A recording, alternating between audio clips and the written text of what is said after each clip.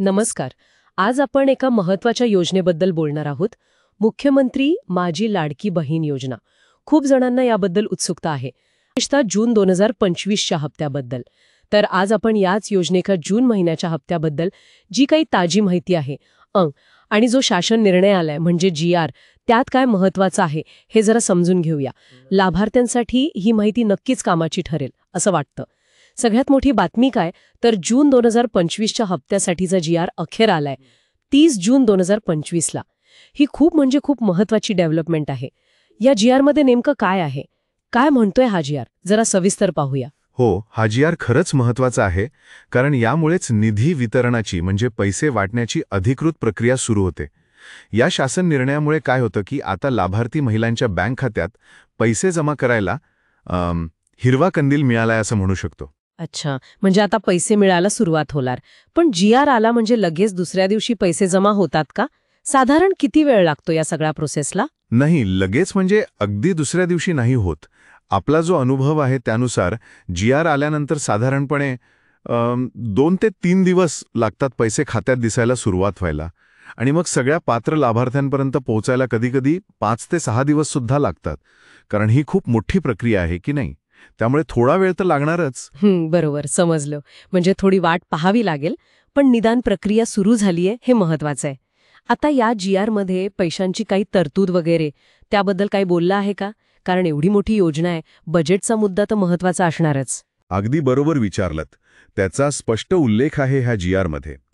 मुख्यमंत्री माझी लाडकी बहीण योजना व्यवस्थित चालावी यासाठी तब्बल 28,290 कोटी रुपयांची मोठी अर्थसंकल्पीय तरतूद मंजूर केली आहे असं म्हटलंय. आणि हा जो निधी आहे तो आता या जून महिन्याच्या हप्त्यासाठी वापरायला परवानगी मिळाली आहे. बापवे, 28,290 कोटी.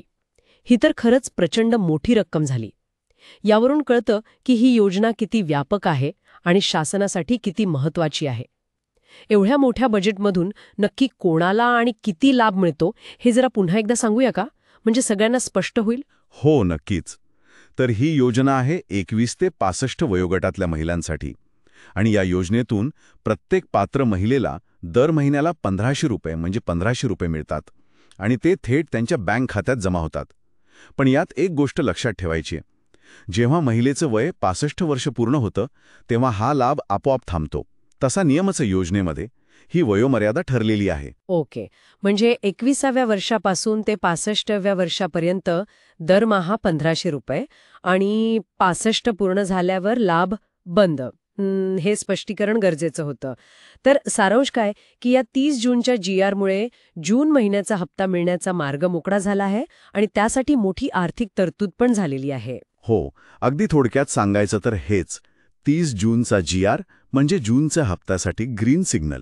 28,290 कोटी रुपयांचा निधी मंजूर आहे आणि आता पुढच्या काही दिवसांमध्ये पैसे लाभार्थ्यांच्या खात्यात जमा व्हायला सुरुवात होईल. ही बातमी ऐकून नक्कीच लाखो महिलांना खूप मोठा दिलासा मिळाला असेल, कारण हप्ता कधी येणार याची एक उत्सुकता असतेच, गरज पण असते.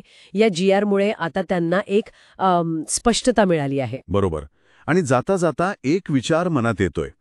आज आपण फक्त जूनचा हप्ता आणि त्याचा GR यावरच बोललो, पण हा जो आकडा आहे 28,290 कोटी रुपये, ही प्रचंड मोठी रक्कम आहे. एका मोठ्या दृष्टिकोनातून जर पाहिलं तर एवढ्या मोठ्या प्रमाणावर जेव्हा थेट लाभ हस्तांतरण म्हणजे DBT केलं जातं, तर अशा योजनेचं दीर्घकालीन व्यवस्थापन कसं असेल, प्रशासकीय आणि आर्थिकदृष्ट्या त्यात काय आव्हानं येऊ शकतात, समाजावर त्याचे काय परिणाम होऊ शकतात, यावरही खरं तर विचार व्हायला हवा. खरंय, हा एक महत्वाचा मुद्दा आहे भविष्याच्या दृष्टीने. आजच्या चर्चेतून जूनच्या हप्त्याबद्दलची स्पष्टता मिळाली आहे हे नक्की. पुढील माहितीसाठी आम्ही नक्कीच लक्ष ठेवून असू.